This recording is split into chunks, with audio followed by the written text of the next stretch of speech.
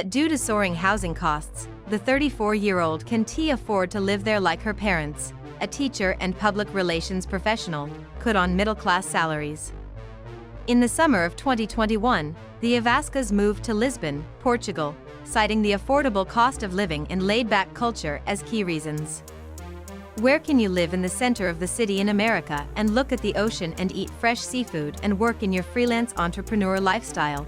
The Ivascas are part of a wave of expats and digital nomads settling in Portugal in search of a better life. The number of foreign citizens living in Portugal, more than 714,000, is at an all-time high, making up about 7 USD of the population in 2021, according to the Portuguese Immigration and Borders Service. The number of Americans residing in Portugal is at its highest level in more than a decade, according to agency data. There were about 7,000 Americans living in the country at the end of 2021, more than double 3 years earlier. The U.S. is the 24th most represented country among foreign residents in Portugal. As the pandemic and remote work transform the way we live and work, people are moving and changing careers based on what fulfills them most. Previously, it seemed like Portugal was the destination to retire. And now it seems like it's a cool destination to just start over, says Mateusz Zurek, 35, who moved to Lisbon from Poland in early 2021 to co-found a restaurant with his American-Canadian business partner, Jomerly Grant, 28. The barrier to entry to open a business is super low, Grant adds. I've spoken to dozens of people who moved to Portugal in the last few years to start a new venture or revamp their lifestyle. In late 2021, I traveled to Portugal for the first time to find out.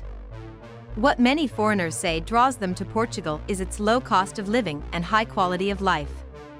The reason Portugal is cheaper than many Western countries is because the country is poorer, says Portuguese economist Ricardo Reis, a professor of economics at the London School of Economics and Political Science.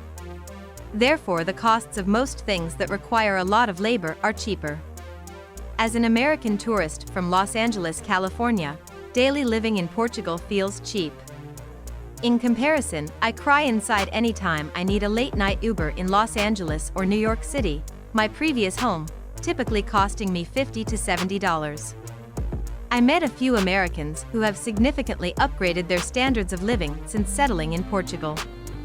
Samantha Hayden says she always lived in a closet-sized space in Singapore and New York City.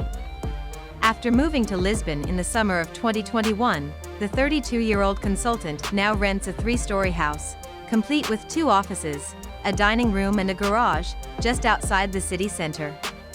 Shar Winter spent 3 months in Lisbon in 2020, before officially relocating from Atlanta, Georgia, in the summer of 2021.